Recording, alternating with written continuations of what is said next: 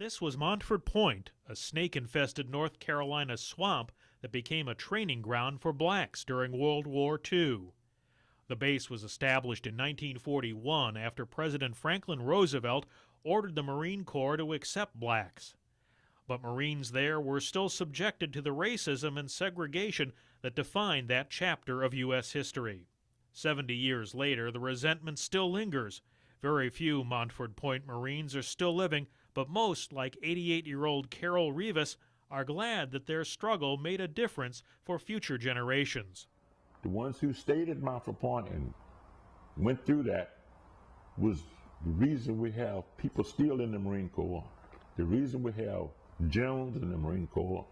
All these guys is on the shoulders of people who stood these things back in that time. Despite FDR's order, the Marine Corps did not want black recruits. Camp conditions at Montford Point were dismal and discrimination was prevalent. 87-year-old Oscar CULP recalls the injustice of training to protect the people who treated him like a second-class citizen. But we can't go in the same restaurant that they can. We can't go to the same bathroom. Cannot ride on the same seat on a bus or a train. Get a little weak now. But CULP was among those who stayed in the Corps, but the memories of his experience still trigger tears.